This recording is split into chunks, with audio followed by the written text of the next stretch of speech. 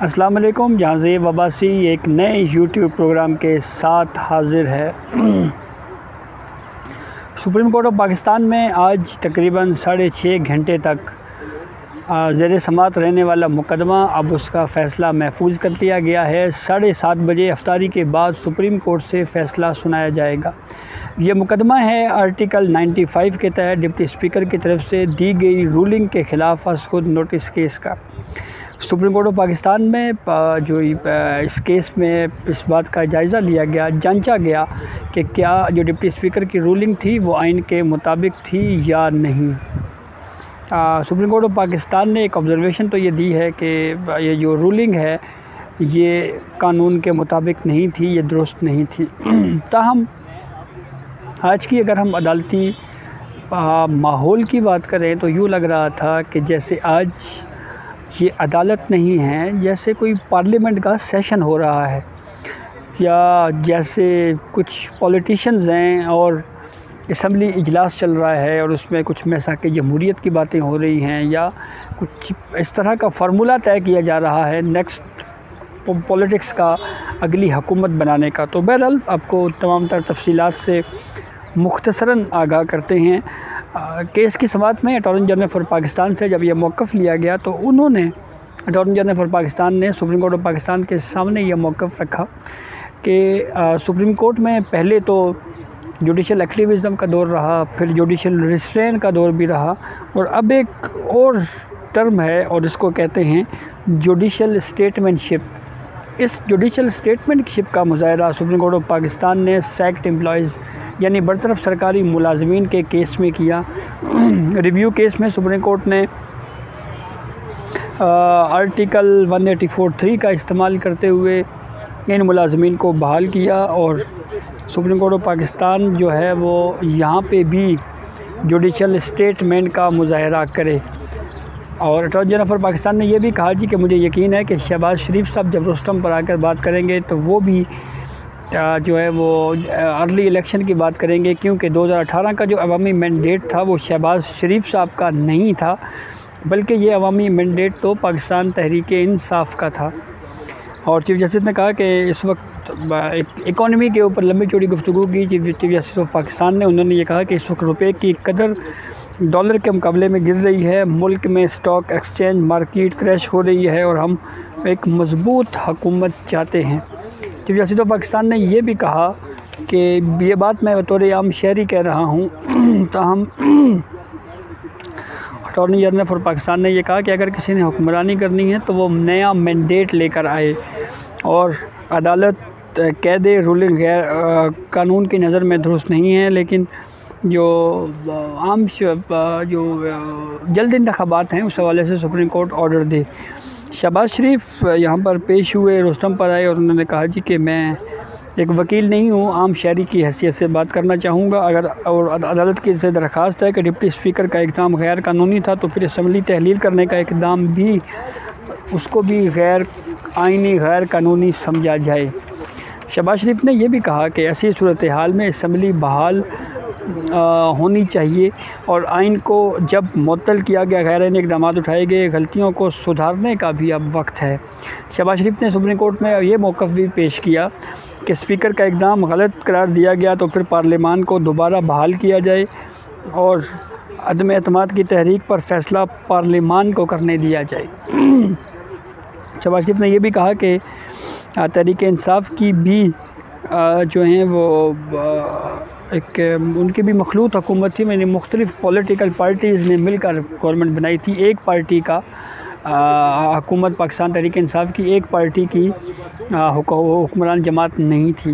dollar کے اوپر بات کی شہباز شریف نے، انہوں نے یہ کہا کہ ڈالر کا ریٹ اس وقت 190 کو ٹچ کر رہا ہے،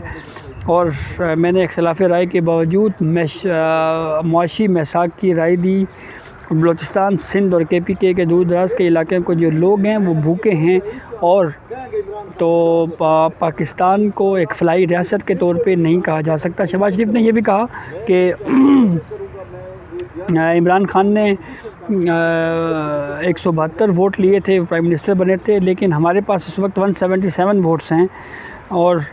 میں ضمانت دیتا ہوں کہ ہم آئین کو تحفظ دیں گے،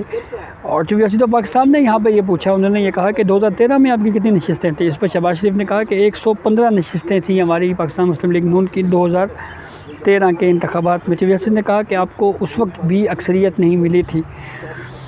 چیف جسٹس آف پاکستان نے یہ بھی کہا کہ سیاسی استحکام اور آئینی استحکام سے جڑا ہوا ہے، اور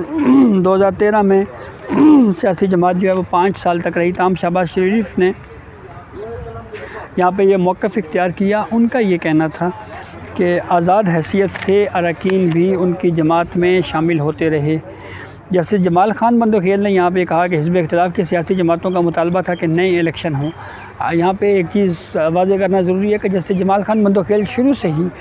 اس کیس میں جو ہے وہ اسپیکر قومی اسمبلی کی جو رولنگ ہے اس کے تو اگینسٹ بات کر رہے تھے، لیکن اب ایک دم سے ان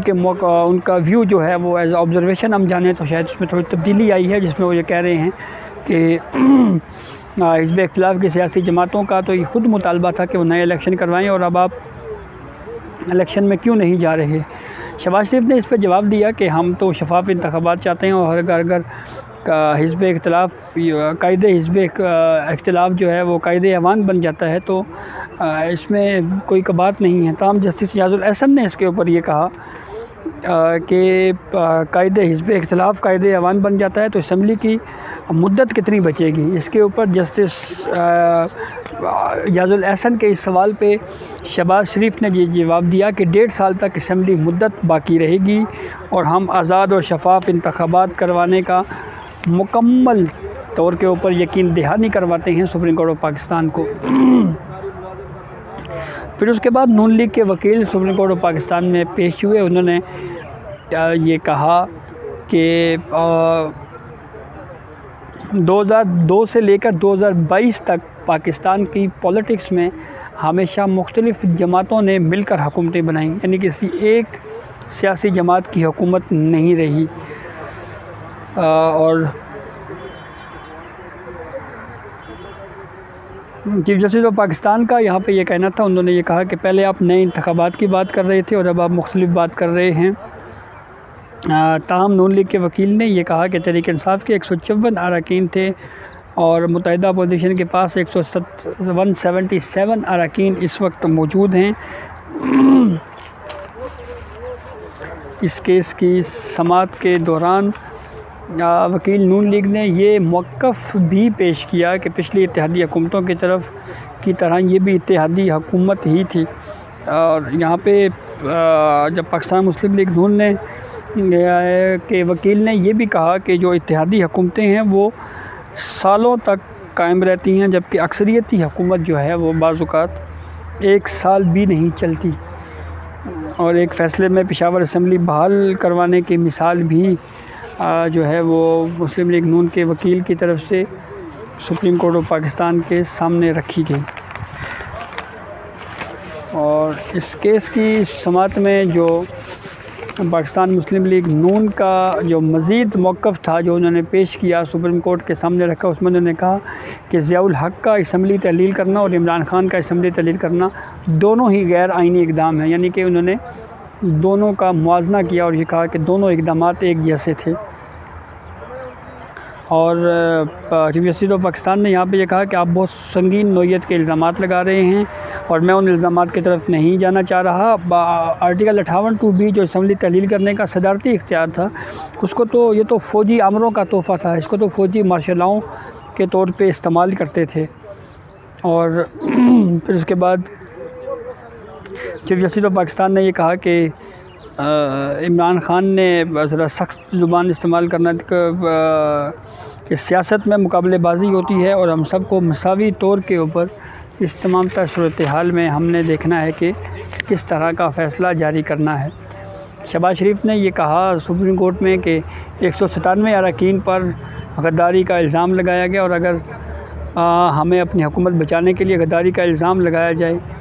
لگا دیا جائے تو عمران خان ایک بھی اگر شواہد یا ایک بھی ایویڈنس اگر لے آئیں تو وہ نہ صرف پاکستان کی سیاست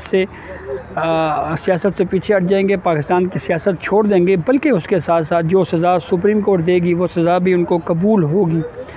چیف جسٹس نے شہباز شریف سے مکالمہ کرتے ہوئے کہا کہ آپ کا بڑا دل ہے اور وہ آپ سے ناراض رہتے ہیں، شاید وہ عمران خان کی طرف ان کا اشارہ ہو،